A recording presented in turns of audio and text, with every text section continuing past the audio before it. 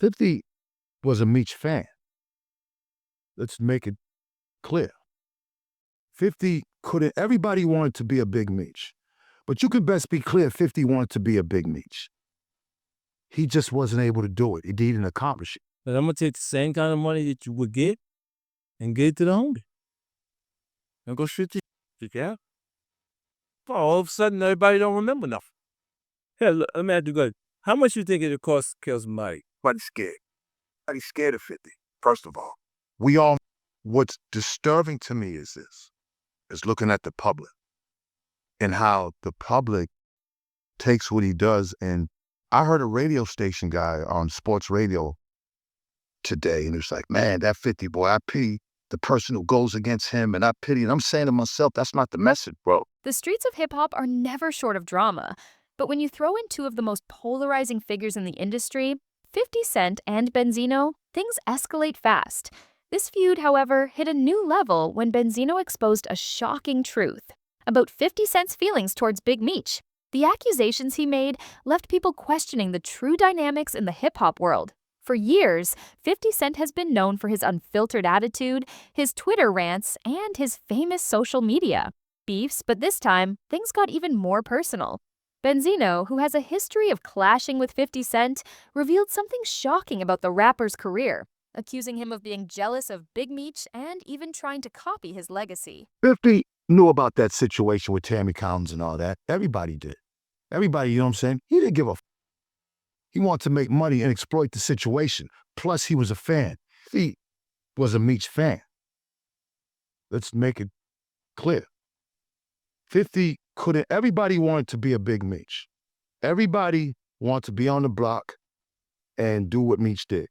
There's no question. Whether that's the right type of thinking or not, we're not going to talk about that. But you could best be clear 50 wanted to be a Big Meech.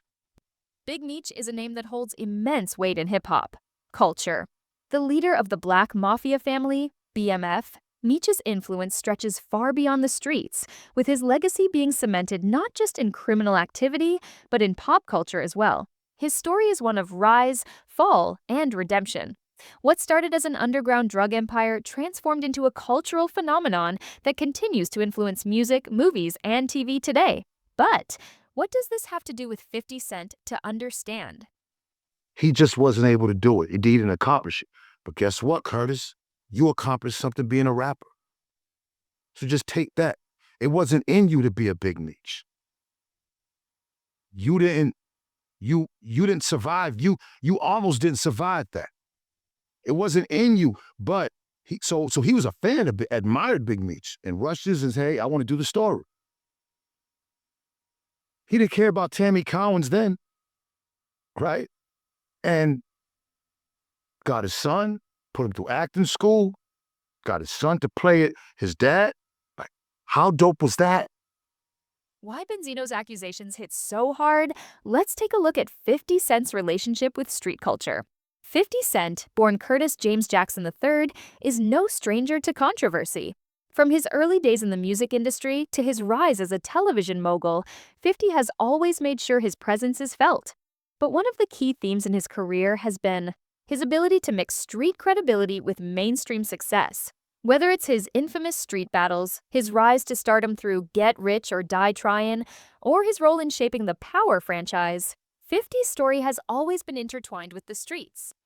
So he does something so amazing just to own it because of his emotional traumas. Again, mad because this took a picture or was doing business with somebody that you don't like.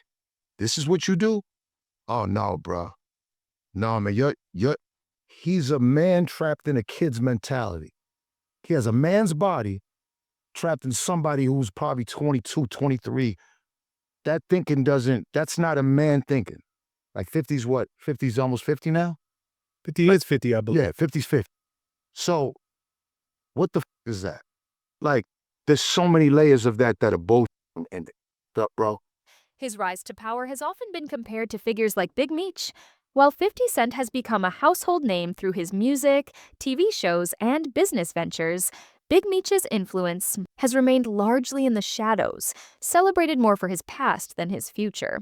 But over time, 50 Cent's career trajectory and his deep involvement in street culture made people start to draw parallels between him and Meech.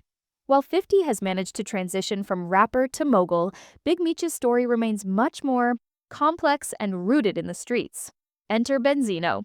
For years, Benzino and 50 Cent have had a rocky history. The beef between them dates back to the early 2000s, with 50 Cent dissing Benzino and 50 knew about that situation with Tammy Collins and all that. Everybody did. Everybody, you know what I'm saying? He didn't give a He wanted to make money and exploit the situation. Plus, he was a fan. Now, because this man takes a picture with Ross, you gonna do this? Number one, it's dangerous, homie, because Meech is loved. He's loved. He's loved. And number two, it shows how weak you are. his record label, The Source, through his music.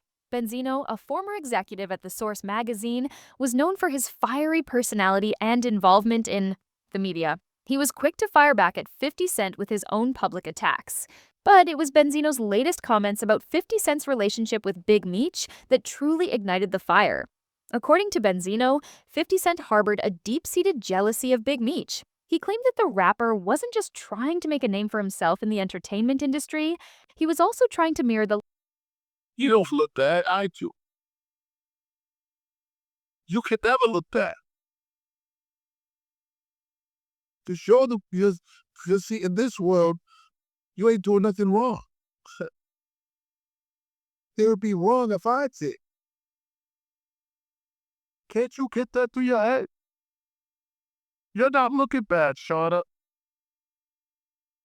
You're looking like a good chick. Hey, sister chick, if she tried, legacy that Big Meech had built. Benzino pointed out how 50's BMF TV series, which chronicles the rise of the Black Mafia family, was an attempt to cash in on Meech's legacy. While it was no secret that the show was inspired by the true story of BMF, Benzino accused 50 of trying to steal the spotlight and capitalize on a story that wasn't his own. This accusation sent shockwaves through the hip-hop community, with many wondering if 50 Cent was genuinely envious of Big Meech's impact on both the streets and pop culture. Benzino's comments about 50's jealousy of Big Meech didn't stop there. When I first met 50, you know what I'm saying, this is when he got stabbed up at the radio station, you know, and So he got stabbed up at the Hit Factory on 54th Street, you know what I'm saying, big studio that everybody was going to. And I was with the made men at Sony Studios. He ended up running down there, coming in my studio session, you know what I'm saying? So he's bleeding on the side of himself and shit. So I'm like, damn, you need some help. You know, back then I was a millionaire back then. He continued by claiming that 50 Cent had always been obsessed with street credibility, but unlike Big Meech, he had never truly lived that life. 50's rise to fame was built on the back of his notorious street persona, but Benzino argued that 50 had always been looking for validation from figures like Meech to truly prove his authenticity. Benzino even hinted that 50 Cent's numerous feuds with other figures in the industry, such as Ja Rule, The Game, and now even himself, were all a way for 50 to boost his reputation and ensure that no one ever questioned his status.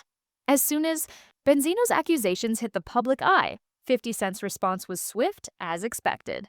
Known for his witty comebacks and sharp tongue, That's a jealous man, you know that. I mean, I don't feel like going back. There's some niggas because he's a jealous man, insecure man. He's an insecure because of a real confident. Don't do that to other niggas. It's sucker to make yourself look good at another demise. Like, that's sucker shit. We don't do that. Like, that's not. There are certain things about being a man, right? And I was fortunate to have a father that was there in my life. Even though he was in jail, I still visited him and I still got the messages. Guys like 50, I don't think their father was around to give them the message of how to be a man. Because that's not manly. Yeah, we go back to the troll and we don't do that. We don't, step on niggas down. It shows envy and jealousy, like, you know what I'm saying? You know, we can, and you know, trolling is the new word for it, but that there is no new word for it in the hood. It's just not good.